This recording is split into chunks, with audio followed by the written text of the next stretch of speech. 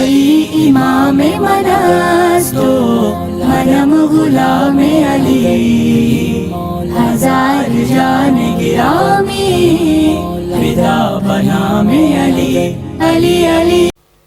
अल्हम्दुलिल्लाहिल्लज़ी हदाना सवात तरीक़ वजअल लना तौफ़ीक़ खैर रफ़ीक़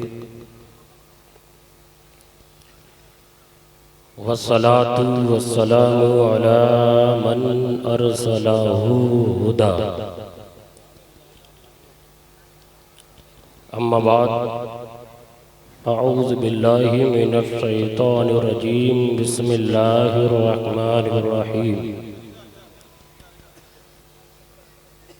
क़ाल अल्लाहु तबारक व तआला फ़िल क़ुरानिल मजीद वल फ़ुरक़ानिल हमीद वमा ख़लक़तुल जिन्ना वल इंसा इल्ला लियअबुदून। आमन्तु बिल्लाहि सदक़ल्लाहु मौलानाल अज़ीम व सदक़ा रसूलुहुन नबियुल मतीनुल मुबीनुल मुहीनुल करीम। नहनु अला ज़ालिका लमिनश शाहिदीन व शाकिरीन वल्हम्दुलिल्लाहि रब्बिल आलमीन। एक रब ने आदमी का बोलबाला कर दिया, एक अरब ने आदमी का बोलबाला कर दिया, खाके ज़र्रों को हम दोषे सुरैया कर दिया। खुद न थे जो राह पर औरों के हादी बन गए, क्या नज़र थी जिसने मुर्दों को मसीहा कर दिया, क्या नज़र थी जिसने मुर्दों को मसीहा कर दिया। हज़रात, मिंबरे रसूल पर मुक़्तदर मोहतरम उलमाए ज़वील एहतराम, बिलखुसूस पीरे तरीक़त हज़रत अल्लामा मौलाना मज़हर साहब क़िबला बसूफ़िए बसफ़ा हज़रत जनाब मुंशी तालिब साहब क़िबला बदीगर अइम्मे मसाजिद की दुआओं का सहारा लेते हुए कुछ देर हक बयानी की कोशिश करूँगा। अल्लाह से दुआ है कि मुझे हक बोलने की तौफ़ीक़ अता फ़रमाए। ये जो लोग खड़े हैं बैठ जाएं, जलसा तो अब बाकायदा शुरू हो गया। आ जाइए।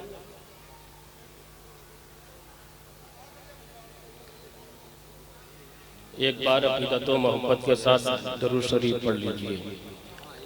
अल्लाह सल्लल्लाहु व सल्लम अलैका या रसूलल्लाह सल्लल्लाहु तआला अलैहि व आलिहि वसल्लम। हज़रात,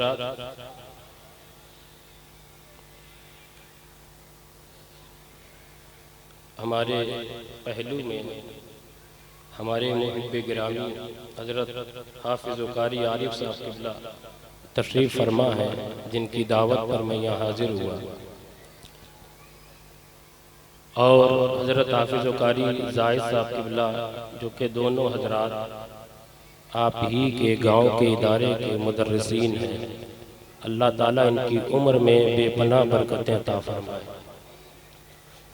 थोड़ी देर माहौल बनाए, कुछ बात आपसे कहनी है। अल्लाह ताला से दुआ है कि उस पर सबसे पहले मुझे, बाद में आपको अमल करने की तौफ़ीक़ अता फ़रमाए। इस जलसे का इनेकाद किया गया, कुछ देर के बाद इंशाअल्लाह बच्चों के सर पर दस्तारे हिफ्ज़ रखी जाएगी। आप यहाँ जमा हुए लोग आए, मैं आया, या अहले स्टेज से जितने यहाँ तशरीफ़ फरमा है, हर एक का कोई ना कोई एक मकसद था तो वो यहाँ तशरीफ लाया। इसी तरीके से कायनात की कोई भी चीज, थोड़ी देर तवज्जो से बात सुने इंशाअल्लाह।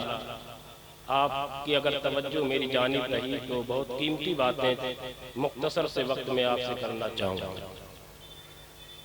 दुनिया की किसी भी चीज को हम देखें, दुनिया की कोई चीज हमें बेमकसद नजर नहीं आती। एक मकसद होता है उसके बनाने का, एक मकसद होता है कहीं जाने का, एक मकसद होता है किसी चीज को लेने का। हम मकान बनाएं तो एक मकसद है, हम गाड़ी खरीदें तो हमारा कोई एक मकसद है। बेमकसद चीजों को आपने और हमने हर एक ने कूड़े पर पड़ा देखा है, क्योंकि जो चीज मकसद से खाली होती है वो चीज बेकार अबस कहलाती है। इसी तरीके से पूरी कायनात, अल्लाह ने आसमान बनाया, इसका भी कोई एक मकसद है। अल्लाह ने जमीन बनाई, इसका भी कोई मकसद है। अल्लाह ने दरख्त बनाए, सब्जो शादाबी, ये लहलाते हुए फूल, ये गुलशन, ये चमन, ये दरख्त, ये पत्ते, ये फल, कायनात की हर चीज में कोई ना कोई मकसद है। स्टेज की तवज्जो रहेगी। 18,000 आलम बेमकसद नहीं पैदा किए गए, ख्वाह वो मवालिद सलासा हो या अनासीर अरबा हो या 7 आसमान हो या फलके सवाबित हो या फलके अतलस हो या अर्श हो या कुर्सी हो। 18 आलम, फिर उन आलमों में कसरत से मखलूक कुछ भी हो, एक ना एक मकसद उस चीज के वजूद के लिए जुड़ा हुआ। गौर करें कि सारी कायनात की अशिया में किस चीज का फायदा है। हम जैसा कम इल्म शख्स जब गौर करता है तो मुझे इस नतीजे पर पहुंचने में कोई फिक्र नहीं होती कि कायनात की ऐसी कोई चीज नहीं है जिसे अल्लाह ने इंसान के मफाद के लिए पैदा किया। हर चीज इंसान के मफाद के लिए। यह और बात है कि उससे हम फायदा हासिल कर पाए या ना कर पाए। हमारा इल्म यहाँ तक पहुँचा है कि उससे हम हुसूल फायदा कर सकें या ना कर सकें, ये अलग बात है। कायनात की हर चीज में इंसान का मफाद है। खा वो आसमान हो उसमें इंसान का फायदा है, खा वो जमीन हो उसमें इंसान का फायदा है। हर चीज में इंसान का फायदा है। अब सवाल ये उठता है कि जब कायनात की हर चीज को अल्लाह ने इंसानों के लिए पैदा किया, 18,000 आलम को जब अल्लाह ने इंसान के लिए पैदा किया, ये जमीन जब अल्लाह ने इंसान के लिए पैदा की, ये दरख्त जब अल्लाह ने इंसान के लिए पैदा किए, ये फल जब अल्लाह ने इंसान के लिए पैदा किए, ये जानवर जब अल्लाह ने इंसान के लिए पैदा किए, ये कीड़े मकोड़े अल्लाह ने इंसान के लिए पैदा किए, आसमान का शामियाना अल्लाह ने इंसान के लिए लगाया।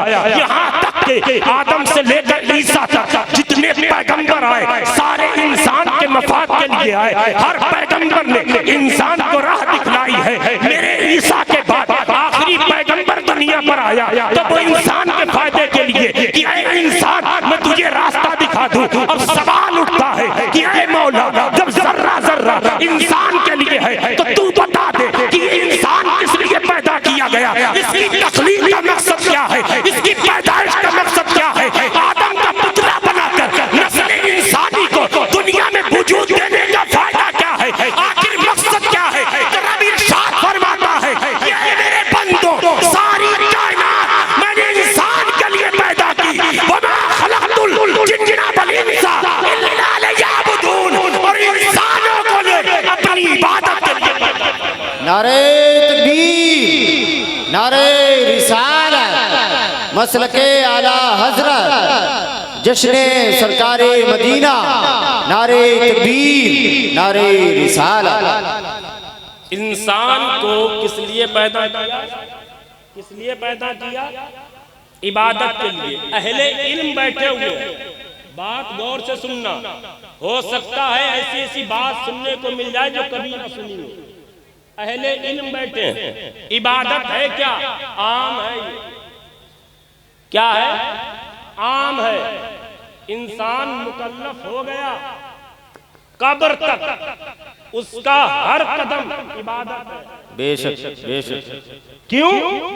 क्योंकि अगर उसका हर कदम रज़ाए इलाही के लिए हो तो इबादत है। बेशक बेशक। बंदे का पढ़ना इबादत है। यहाँ उलमा बैठे हैं, इनका चेहरा देखना इबादत है। बेशक। किसी इंसान का अपने बच्चों के लिए रिज़्क़ हलाल तलाश करने के लिए निकलना इबादत है। बेशक। तलबा की खिदमत करना इबादत है। यहाँ तक कि दस्तरखान बिछा के उस पर नबी की सुन्नत के एतबार से खाना तनावुल करना इबादत है। बेशक बेशक। इबादत का मफहूम बड़ा है। इबादत का अगर खुलासा किया जाए, सारी कायनात की हर इंसान की हर सांस इबादत हो सकती है। लेकिन आप जानते हो ये सारी इबादत है, लेकिन इन इबादत में एक इबादत ऐसी भी है जिसे अफजलुल इबादत कहा गया, जो इबादत सबसे ज्यादा अहम है, जो इबादत फराइज में सबसे ज्यादा अहम है, जो इबादत खुदा से करीब करती है, जो इबादत मेरे मुस्तफा की आंखों को ठंडक पहुंचाती है, जो इबादत किसी साहबी ने कभी नहीं छोड़ी है, जो इबादत गौसे पाक बगदाद के जंगलों में क्या किया थे, जो इबादत ख्वाजा अजमेरी हिंदुस्तान की धरती पर आए तो सबसे पहले उसी इबादत को किया है। जानते हैं वो इबादत क्या है? हाँ, वो इबादत ऐसी इबादत है कि जिसकी वजह से इंसान ने उरूज पाया है। वो इबादत ऐसी इबादत है जिसकी वजह से इंसान ने तरक्की पाई है। वो इबादत ऐसी इबादत है जो सबसे बेहतर अल्लाह से ताल्लुक का वास्ता है, ताल्लुक का रास्ता है। अगर अल्लाह से कोई सबसे बेहतर ताल्लुक करना चाहता है तो वही इबादत है। और हाँ, डंके की चोट पर कह दूं कि वो और कोई इबादत नहीं। मसाजिद में ईमान के पीछे सजदा करके पांचों वक्त की नमाज पढ़ना, यही वो इबादत है जो खुदा से करीब। सुभान अल्लाह सुभान अल्लाह। बेशक बहुत सुभान अल्लाह। अल्लाह जिंदाबाद। अल्लाहु अकबर। सुभान अल्लाह सुभान अल्लाह। खुदा से करीब करती है कौन? नमाज। और हमारी जवान कौम बैठी हुई है, ये तो बेगानी है, अहमियत खत्म कर दी। अल्लामा इकबाल कहते हैं मस्जिदे मरसिया कहाँ है कि नमाजी न रहे, यानी वो साहिबे औसाफे हिजाजी न रहे। मस्जिद तो बना ली पल भर में ईमा की हरारत वालों ने, मन अपना पुराना पापी था बरसों में नमाजी बन न सके। क्या समझा है? लोग ये समझते हैं कि शराब पीना गुनाह है, लोग ये समझते हैं जिना करना गुनाह है, लोग ये समझते हैं चोरी करना गुनाह है। लेकिन अहले इल्म बैठे हैं, एक बात कह दूं, इन सारे गुनाहों से बड़ा गुनाह नमाज को तर्क करना। अल्लाहु अकबर। अल्लाह। वो कौम बर्बाद हो जाती है जिस कौम में अल्लाह की इबादत खत्म हो जाती। हजरत ईसा अलैहिस्सलाम एक जगह से गुजरे, तवज्जो से मेरी तरफ रखें। एक जगह से गुजरे, आपने देखा कि पूरी बस्ती बड़ी आबाद है, बड़ी खुशहाल है, चारों तरफ सब्ज़ो शादाबी, बस्ती में अल्लाह की रहमत बरस रही है। क्यों? क्योंकि बस्ती के तमाम लोग नमाजी थे। अल्लाह हजरत ईसा गुजर गए, कई दिन बाद आपका दोबारा उसी बस्ती से गुजर हुआ तो आपने देखा कि वो बस्ती खंडर बनी हुई, वो बस्ती तबाह बर्बाद हो गई। उस बस्ती में कोई घर खड़ा नजर नहीं आ रहा, सब ज़मीबोस हो चुके थे। हजरत ईसा अलैहिस्सलाम हैरान हो गए, रब की बारगाह में अर्ज की, है मौला, चंद दिन पहले मैं इस बस्ती से गुजरा था, ये बस्ती बड़ी आबाद थी, ये बस्ती बड़ी ही खुशहाल थी। मौला ऐसा क्या हो गया कि चंद ही दिनों के बाद इस बस्ती को तूने तबाह व बर्बाद कर दिया, इस बस्ती का नामो निशान खत्म कर दिया। ऐ ईसा, ऐ परवरदिगार आलम, आखिर इस बंदों से कौन सी ऐसी खता हो गई थी जिसकी बिना पर तूने इस बस्ती को तबाह किया है। ऐ रसूलाबाद के लोगों, तवज्जो से सुनना और मेरा जवान गौर से सुने, जो आज दुनिया के हर काम में तरक्की करना चाहता है, जो दुनिया में इश्कबाजी तो खूब कर लेता है, जो सट्टेबाजी तो खूब कर लेता है, जो क्रिकेट तो खूब देख लेता है, जो सिनेमा घरों में जा जाकर एक फिल्म को हिट कराने का पूरा बीड़ा उठा लेता है, लेकिन यही जवान जब अजान होती है तो मसाजिद की तरफ कदम नहीं उठाता। यही जवान हमें बस्तियों में सिगरेट पीता नजर आता है। अजान होती है, इससे कहा जाए कि चल नमाज पढ़, तो ये कहता है, अरे मौलाना साहब अभी तो हम जवान हैं, जब बूढ़े होंगे तो अल्लाह की तरफ पलटेंगे। सुनो सुनो, अल्लाह का अज़ाब देखो, आओ गौर से देखो। हज़रत ईसा कहते हैं, ऐ परवरदिगार आलम, बता तो वजह बता दे। तो अल्लाह ने इरशाद फरमाया, ऐ ईसा, अगर तू वजह जानना चाहता है तो गौर से सुन, मैंने इस बस्ती को क्यों तबाह व बर्बाद किया है। ईसा, बात ये है कि जब तू गुजरा था तो इस बस्ती में सारे नमाजी थे, इस बस्ती में सारे वो लोग थे जो मुझे सजदा किया करते थे, जो मेरी कुरान की तिलावत किया करते थे, जो मेरा जिक्र किया करते थे। लेकिन जैसे ही तू गुजर गया, एक मुसाफिर आया, एक मुसाफिर इस बस्ती में ठहरा, उसने वजू किया, उसने वजू का पानी इस बस्ती की जमीन पर गिरा। और ऐसा तू जानता है वो मुसाफिर बेनमाजी था, उसके वजू का पानी जैसे ही जमीन पर गिरा, बेनमाजी के वजू का पानी गिर गिरा था कि अल्लाह ने उसकी नहूसत से उस बस्ती को तबाह और बर्बाद। अल्लाहु अकबर। उस बेनमाजी का पानी उस बस्ती की जमीन से लगा, अल्लाह ने उसे तबाह और बर्बाद कर दिया। कहां हो, कहां है?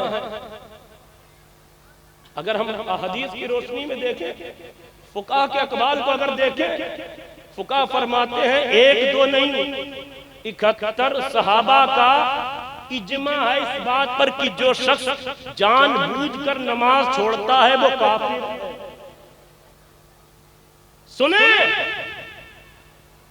अक्लें मारी गई हमारी,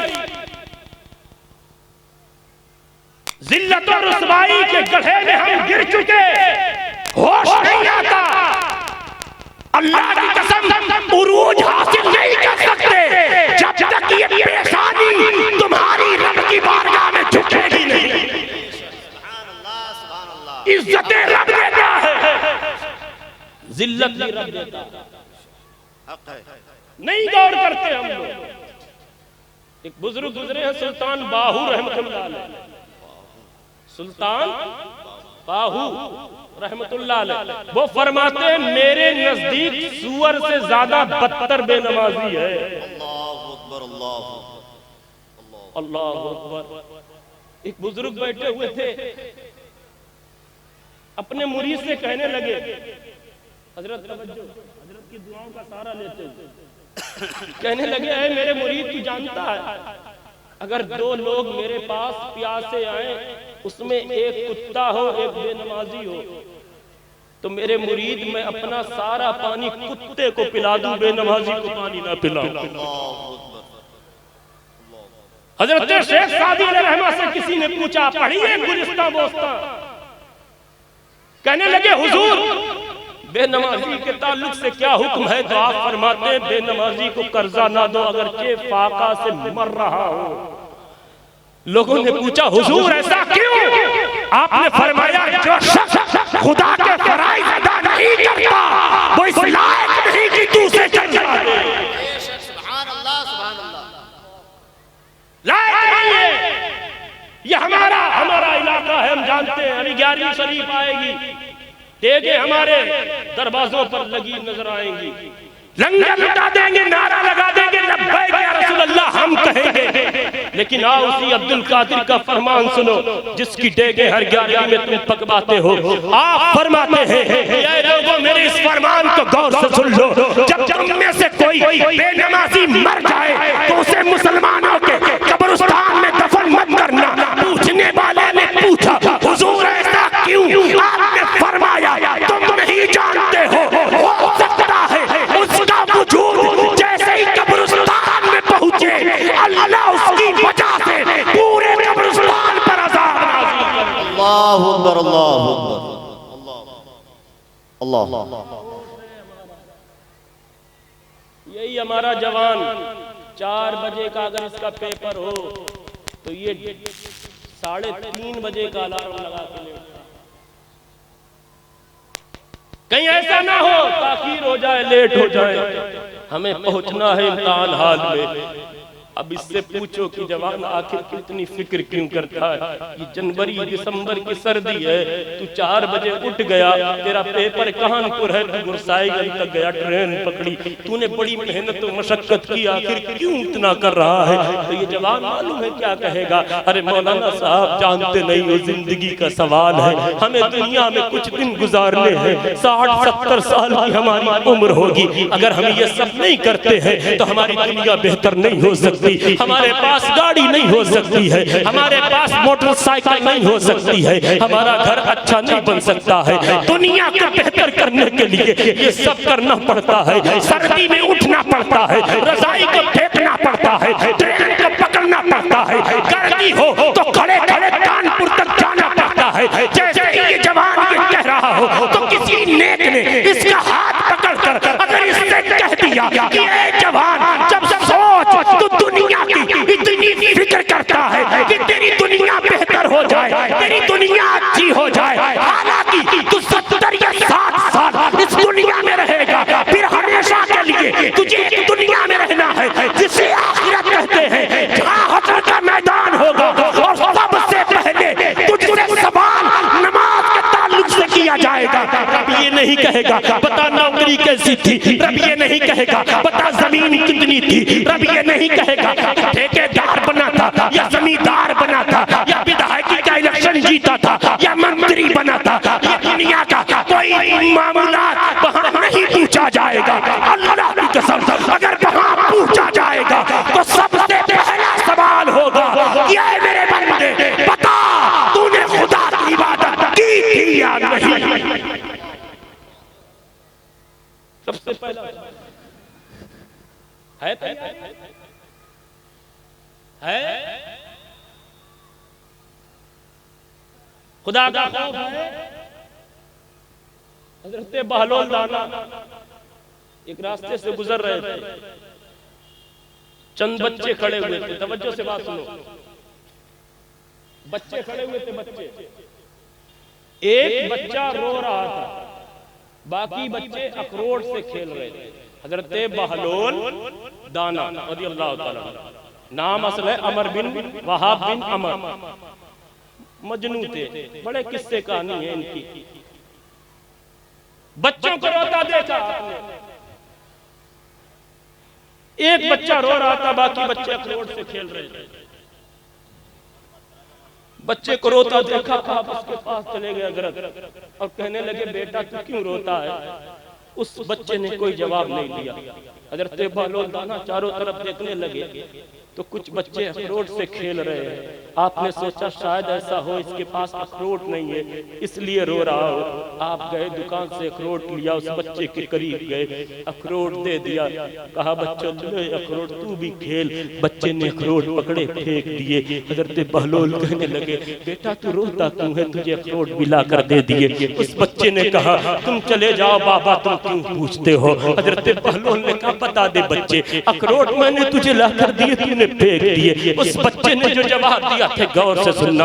आज हमारा जवान दुनिया की तरक्की की तरफ माइल हो गया, ये रिस्क कमाना चाहता है, ये दौलत कमाना चाहता है। आज हमारे बूढ़े तक मसाजिद में नहीं आते हैं। अल्लाह अकबर। वही चंद बूढ़े हैं इल्ला माशाअल्लाह जिनको घर में जगह नहीं मिलती है तो वो मस्जिद का रुख करते हैं। अल्लाह को कोई राजी नहीं कर रहा है। हालांकि मौला अली फरमाते हैं कि ऐ दुनिया वालों, मुझे सबसे ज्यादा अगर कोई महबूब शय है तो वो जवानी की इबादत है। और अल्लाह खुद फरमाता है, कुरान की आयत है, आज ज़हन में नहीं आ रही है, अल्लाह इरशाद फरमाता है, मफ़हूम ये है कि कल मैदान महशर में अल्लाह के बंदे जब हाजिर होंगे तो अल्लाह उनसे सवाल करेगा कि ऐ मेरे बंदो, ये बताओ मैंने तुम्हें जवानी की नेमत दी थी, इसे तुमने कैसे गुजारा था? क्या तुमने इस जवानी की नेमत को बाजारों में बर्बाद तो नहीं किया था? इस जवानी की नेमत को तुमने फाहिशा के अड्डे पर बर्बाद तो नहीं किया था? इस जवानी की नेमत में तुमने किसी गरीब को सताया तो नहीं था? अल्लाह अकबर। आज हम किस जगह पर निकल गए हैं? आओ सीखो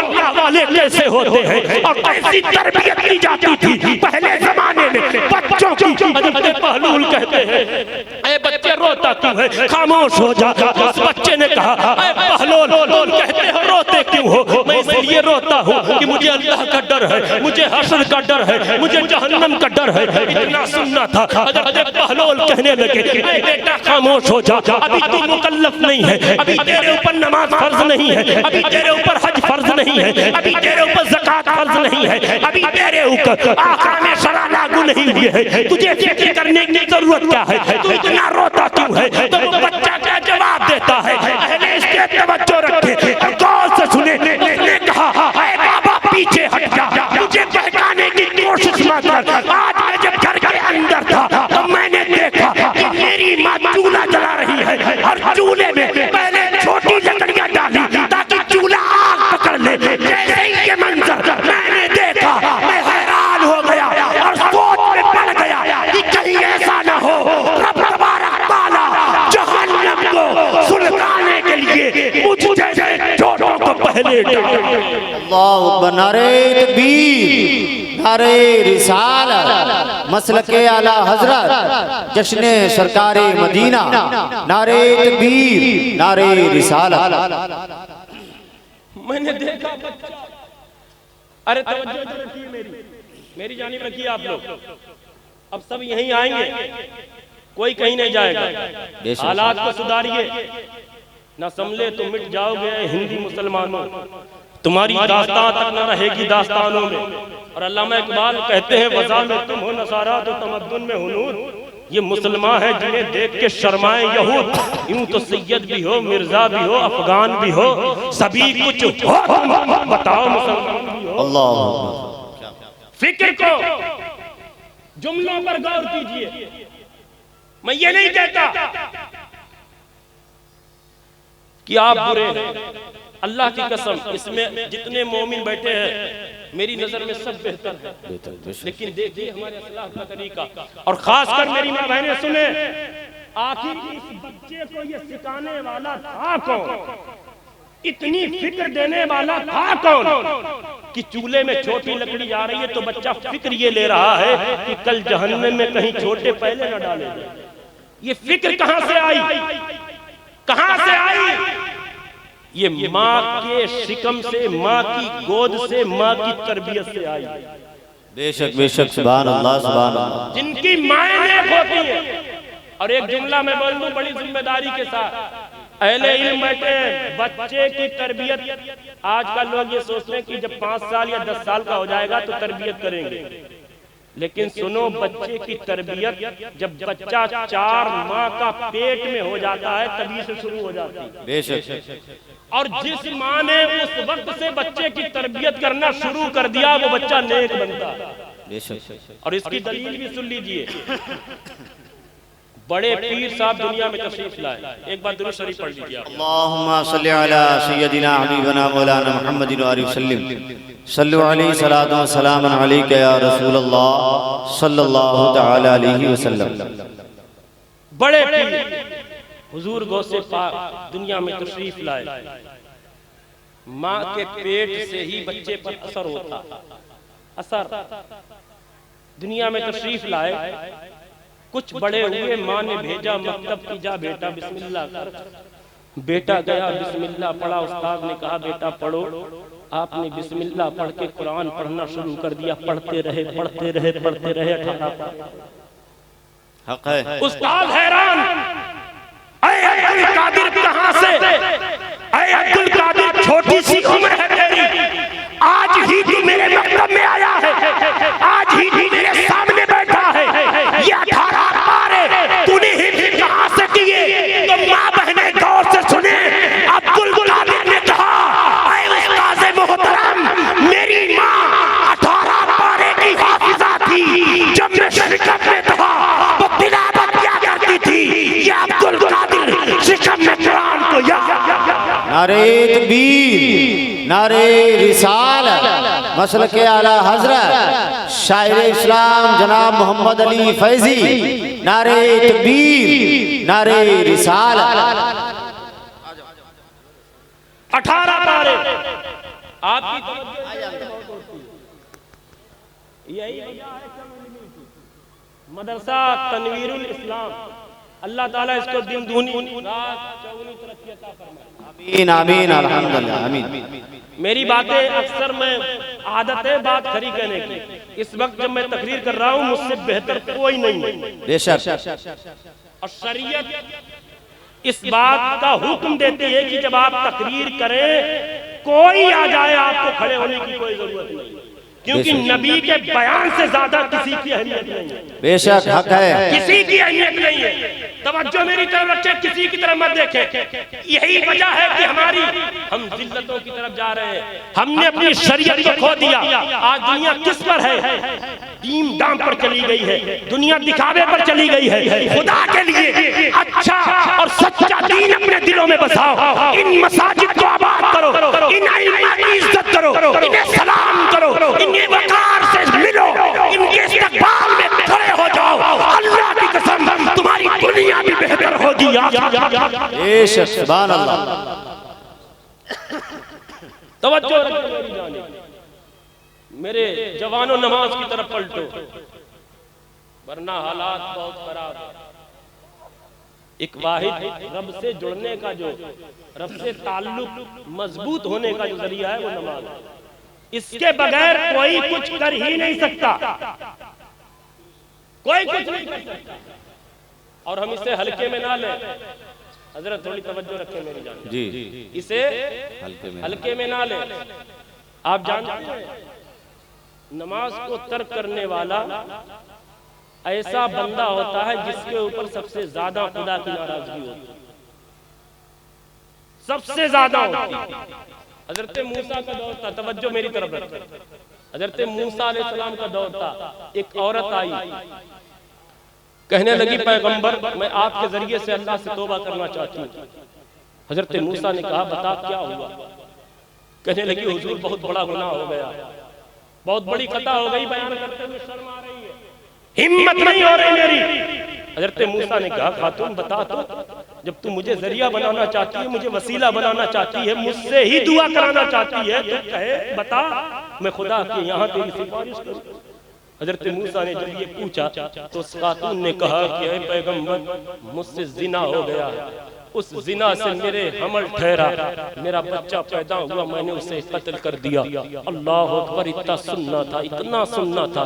हजरत मूसा अलैहिस्सलाम ने फौरन अपना चेहरा फेर लिया और कहा इस खातून को मेरी बारगाह से निकाल दो। अल्लाह अकबर, हजरत मूसा जलाल में है, चेहरा फेरे हुए हैं, वो खातून गिड़गिड़ा रही है, कह रही है ऐ मूसा पैगंबर अब तेरी बारगाह से अगर मैं हटी तो कहाँ जाऊंगी? तू ही तो मेरा सहारा है, तू ही तो मेरा वसीला है, तू ही तो मेरा जरिया है खुदा तक पहुंचने का। अब तेरी बारगाह से भी चली जाऊंगी तो कहां जाऊंगी? मुझे मेरी जानिब तू नजर तो कर ले। हजरत मूसा है नजर नहीं कर रहे हैं और अपने खादिमों से कह रहे हैं इस औरत को हटा दो यहाँ से, कहीं ऐसा ना हो अल्लाह के शोले बरसने लगे, कहीं ऐसा ना हो खुदा का अज़ाब आ जाए। हजरत मूसा इतना कह रहे थे कि हजरत जिब्रील आ गए। जिब्रील कहने लगे ऐ मूसा पैगंबर क्या हो गया है? मूसा हजरत मूसा कहते फरमाते हैं जिब्रील क्या तुम नहीं देखते हो ये खातून खड़ी है जो जानिया भी है, जिसके हमल भी ठहरा था, बच्चा पैदा हुआ उसे कत्ल भी कर दिया है। हजरत जिब्रील कहने लगे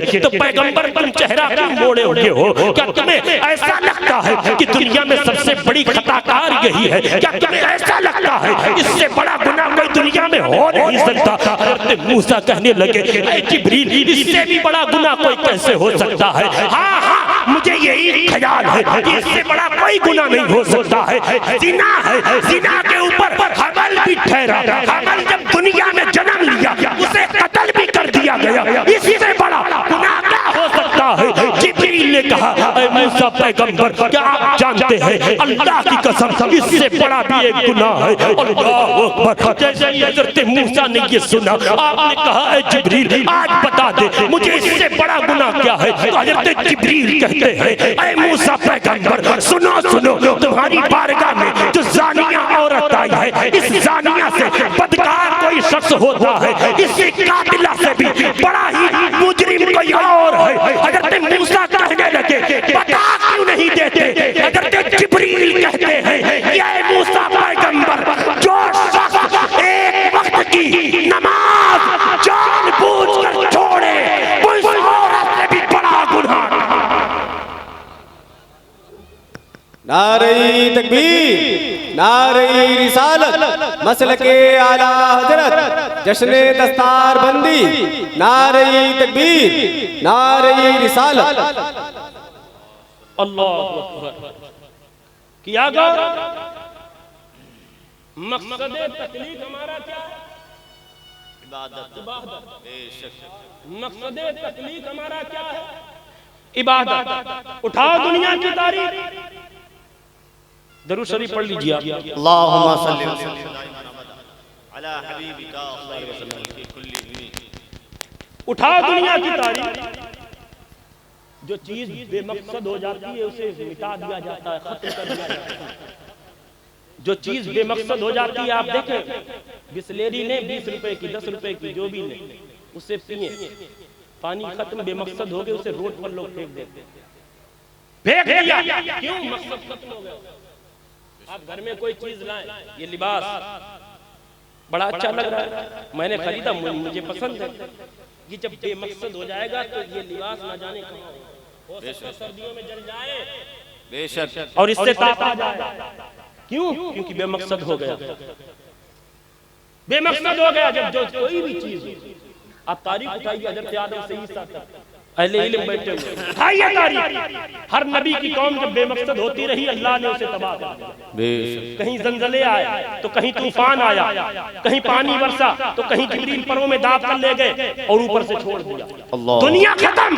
क्यों? क्योंकि बेमकसद हो गई। कभी सोचा है तुमने हम भी बेमकसद हो गए, हमारी इबादतें कहाँ है, हमारी नमाजें कहाँ है? लेकिन कभी तुमने गौर किया है आखिर हम तबाह हो बर्बाद क्यों नहीं होते हैं? हाँ झटके तो आते हैं, भूकंप तो आता है, हम पस्तियों में तो जा रहे हैं लेकिन एक बारगी हम तबाह बर्बाद नहीं हो रहे हैं। ऐ मुसलमानों वक्त है मसाजिद को आबाद करो, क्योंकि अगर हम तबाह हो बर्बाद नहीं होते हैं तो उसकी एक वजह है कि इस जमीन पर मेरे मुस्तफा के कदम लग गए और अल्लाह के महबूब के जहां कदम पड़ गए अब क़यामत तक तबाह हो बर्बाद नहीं। बेशक बेशक सुभान अल्लाह सुभान अल्लाह। ये कदम बेशक ये मुस्तफा बेशक हैं, ये उम्मत मोहम्मदिया में हमारे पैदा होने की बरकतें हैं, ये मेरे मुस्तफा की अजमतों की वजह से है कि हम मसाजिद से दूर हैं तब भी अल्लाह हमें नवाजता है, हम अपने बुजुर्गों से दूर हैं तब भी अल्लाह हमें रिस्क दे रहा है। बताइए रसूलाबाद में कितने ऐसे हैं जो जुमा भी नहीं पढ़ते हैं लेकिन उनकी बिल्डिंगें बनी हुई है, जो जुमा भी नहीं जाते हैं लेकिन रिस्क का अंबार लगा हुआ है। क्यों? क्योंकि मेरा रब जानता है कि मेरे हबीब के बंदे हैं तो आजमाइश में डाले हुए हैं। लेकिन ऐ गुनाहगार लोगों इतना सोचो और इतना याद रखना हमारे लिए अगर झूठ हो रही है तो हम ये कतई ना समझे हमारा कोई कुछ बिगाड़ नहीं सकता। अल्लाह की कसम इन्ना बतशा रब्बिका लशदीद, मेरे रब की पकड़ बड़ा ही सख्त है। मेरे रब ने जिस दिन चाहा तुम्हारी गर्दन को पकड़ लेगा, तुम्हारे जहन्नम का ईंधन। हजरत इस्राइल से पूछा था मेरे रब ने, ऐ इस्राइल ये बता, कभी किसी की रूह कब्ज करते हुए तुझे रहम आया? पूछा था। हजरत इस्राइल ने कहा है मौला, वक्त है ना, दरूद शरीफ पढ़ लीजिए। आखिरी बात अर्ज कर दिया, आखिरी बात कतई ना समझे ये जवानी। अरे बच्चे खामोश हो जाए, मोबाइल रख ले, जहां जरूरत हो वहां बनाया करो वीडियो। जब एक बनी रही है तो तुम्हें चलाने की जरूरत क्या है?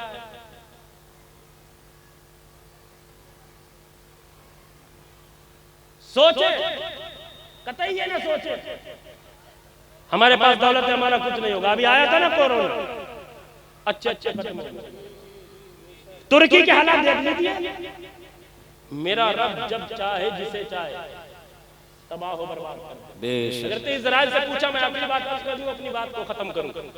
मसाजिद के दामन को, मसाजिद की को खूबसूरत बनाना कामयाबी नहीं है, इन्हें आबाद करना कामयाबी। हजरत इस्राइल से हमने पूछा, बता किसी की रूह कब्ज करते हुए तुझे रहम आया? तो हजरत इस्राइल कहने लगे, मौला मेरी ड्यूटी है, तूने हुक्म दिया, मैं हर एक की रूह कब्ज करता हूँ।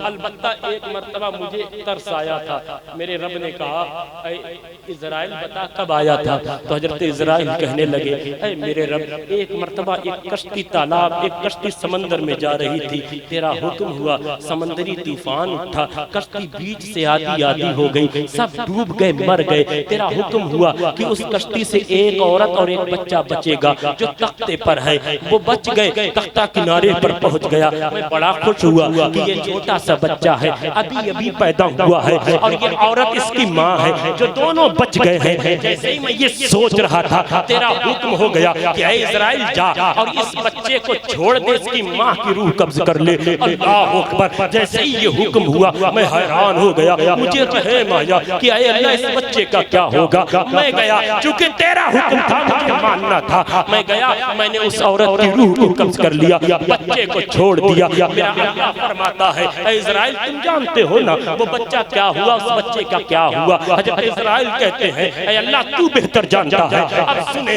जो गफलत में जी रहे हैं इस दुनिया में, जो ये सोचते हैं हमारा कौन क्या कर सकता है, हमें तो छूट मिली हुई है। एक जालिम जुल्म किए जा रहा है, तरक्की किए जा रहा है, जुल्म करता है, बाइक खरीद ली, और जुल्म बड़ा उसने गाड़ी खरीद ली, और जुल्म बड़ा उसने बंगले बना लिए। हमारा सीधा साधा मुसलमान देखता है तो अफसोस करता है, और सोच में पड़ जाता है कि आखिर ऐसा कैसे हो सकता है, ये जुल्म भी करता है, अल्लाह इसे देता भी जाता है। तो ऐ मुसलमानों, मायूस होने की जरूरत नहीं है, क्योंकि हदीस पाक में है, मेरा अल्लाह खुद फरमाता है, हदीस कुदसी है, मुस्तफा फरमाते हैं कि ऐ लोगों, अगर दुनिया में किसी के काफिर होने का खौफ ना होता तो काफिरों को अल्लाह इतना अता करता कि उनकी छतें भी सोने की छतें भी सोने की होती। बस खौफ इस बात का है, कहीं उनकी छतें देखकर हमारे मुस्लिम भी काफिर ना हो जाएं, इसलिए उनकी छतें आज सोने की नहीं है। ये जालिम को जो ढील दे दी गई, कभी अफसोस मत करना, क्योंकि देखो हजरत इज़राइल से रब पूछता है, जानता है तू उस बच्चे का क्या हुआ? हजरत इज़राइल अर्ज करते हैं कि अल्लाह तू बेहतर जानता है। तो अल्लाह फरमाता है, ऐ इज़राइल सुन, मैंने उस बच्चे को साहिल पर ला के छोड़ा, और ऐसे साहिल पर, ऐसे जजीरा पर छोड़ा जो सबसे शादाब था, जहाँ हरियाली थी, जहाँ फूल थे। और जानता है इज़राइल, मैंने फूलों को बिस्तर बनाया उस बच्चे के लिए। हाँ, उसी जजीरा पर एक भेड़िया राहत करता था, एक भेड़िए ने बच्चे को जना था। मैंने भेड़िए को हुक्म दिया कि इस बच्चे को दूध पिलाए, इसकी हिफाजत करे। मैंने आसमान को हुक्म दिया कि ऐ आसमान, अपनी बिजली मत कड़कड़ाना, इस जजीरे पर पानी मत बरसाना, इस बच्चे पर। मैंने धूप को हुक्म दिया, सूरज ने कहा कि ऐ सूरज, धूप की शिद्दत मत करना इस जजीरे पर। मैंने उस बच्चे की वहीं पर बारिश की, वो बच्चा बड़ा होता चला गया, बढ़ता चला गया, मैं ढील देता चला गया, बच्चा बड़ा होता चला गया। और इज़राइल, तुम जानते हो वो बच्चा बड़े होकर कहाँ चला गया? तो हज़रत इज़राइल अर्ज करते हैं, मौला तू ही बता दे। रिवायतें दो है, मैंने इसे तवज्जो करे, रिवायत दो है, नाम दो है, लेकिन मैं एक बताता हूँ,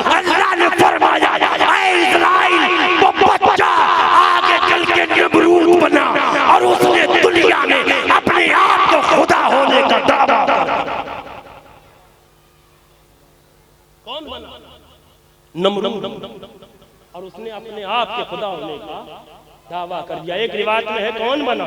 शद्दाद बना। शद्दाद बना। ये रब ने ढील दी थी, रब ने आजमाया था, परवरिश की थी जंगल में। लेकिन ऐ लोगों जब पकड़ने पर आता है, चूंकि एक रिवायत में शद्दाद भी है, तो आप शद्दाद को सुनिए। जब पकड़ने पर आता है तो इसी शद्दाद को ढील देता चला गया। ये बड़ा बादशाह बन गया, इतना बड़ा गुरूरी बादशाह, इसने जन्नत दुनिया ही में बनवा दी। अपने खादिमों से कहा जन्नत बनाओ, हीरे लगाओ, सोना लगाओ, जन्नत तैयार है। खादिम खड़े हुए हैं, चल बादशाह जन्नत की जियारत कर ले। अब ये बादशाह उठा, गुरूर में, घमंड में, तकब्बुर में, जन्नत को देखने के लिए जैसे ही पड़ा, जन्नत के करीब था।